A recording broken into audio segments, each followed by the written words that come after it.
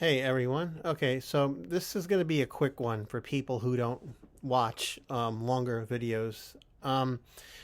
Typical LGBT arguments when Christians bring up the fact that homosexuality is sin according to the Bible, and homosexuality is sin that leads to hell.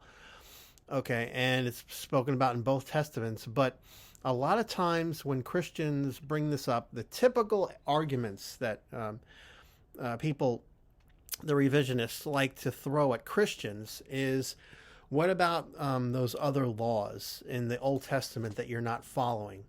And you're not following these laws, okay? So people who talk about the shellfish argument, okay? In the New Testament, Mark 7:19, Jesus declared all foods clean.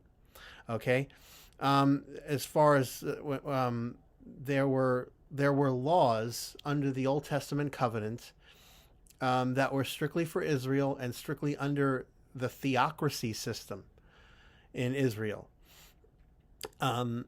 There were as far as people cutting their beards, and in the New Testament we only have commands to dress modest. Okay, so there were commands in the Old Testament that were ceremonial laws, laws for priests under the Old Covenant. They were not to be taken over into the New Testament era. But the moral laws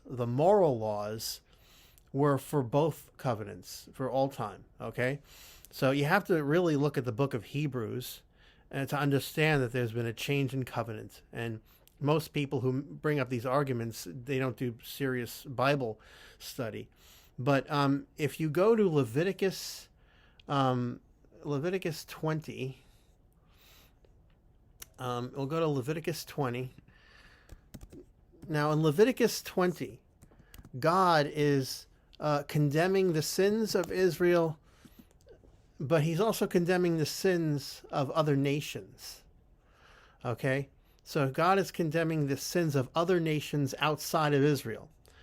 But when God, this is a key thing, remember this, when God condemns the sins of other nations outside of Israel, he's not condemning them for breaking the ceremonial laws, the priestly laws, the theocracy laws that were only for Israel. He's condemning the other nations for breaking the moral laws. Okay, so we see in verse 13 of Leviticus 20 that verse 13, homosexuality is included there. Okay, sacrificing people's children to Molech. Today we have Planned Parenthood. So in Leviticus 20, we see God condemning the sins of other nations, but only for the moral laws, not for the laws that were specifically and only for Israel. And look what God says, you shall not follow verse 23, you shall not follow the customs of the nation which I am going to drive out before you, because they did all these things, therefore I abhor them. God says, I abhor them, to the nations that committed the sins listed in Leviticus chapter 20. Verse 13, homosexuality is there. There are people who try to falsely say that Leviticus 18:22 is not talking about homosexuals. It's actually talking about pedophilia. Dr. James White has taught Greek and Hebrew for decades, and he pointed out that is error. That is not true. He has a good podcast called The Dividing Line. Check out on YouTube. It's the revisionist history of homosexuality in the Bible debunked. February 9th, 2021. It's called The Dividing Line podcast. Also, TikTok theologian lady refuted. That's on The Dividing Line. That's the name of the episode of Dividing Line. The date on that is January 27th, 2021. Dr. White and Pastor Jeffrey Neal wrote a really good book on this. Same-sex controversy. I highly recommend it. We have to be ready for these kind of argumentations that is being thrown at Christians, and we have to realize that in 1 Corinthians 6, arsenokoites Paul is being specific about the giver and the taker in the homosexual relationship.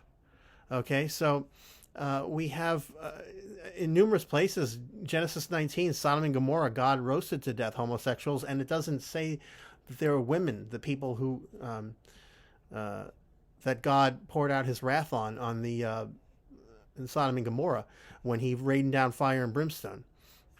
And when you go to Romans 1, of course, Romans 1 is very clear. It literally says, God, verse 24, God gave them up to the vile impurity of the lusts of their hearts, so that their bodies would be dishonored among them. For they exchanged the truth of God for falsehood, and worshipped and served the creature rather than the Creator. Verse 26, for this reason God gave them over to degrading passions, for their women exchanged natural relations for that which is contrary to nature, and likewise the men too abandoned natural relations with women and burned in their desire toward one another, males with males, committing shameful acts and receiving in their own persons the due penalty of their error. So read all of that, the whole chapters in context, and you'll see that the Bible clearly condemns homosexuality. It's only because in modern times there are false teachers called revisionists, and they want to go with the culture and try to, we are a nation under the judgment of God. We're Isaiah 5:20, calling good evil and evil good. And that's where we are at right now. The culture is trying to, the church is trying to, the apostate church is going with the culture. So we have to learn, we have to know to be prepared to debate, refute arguments like this, because the Bible commands us, 1 Peter 3:15, to give a defense for the hope that's in us and call out sin when the Bible says what sin is. And homosexuality is clearly sin by biblical standards. It's a sin that leads people to hell. And we look what Jesus said in Matthew 7. Matthew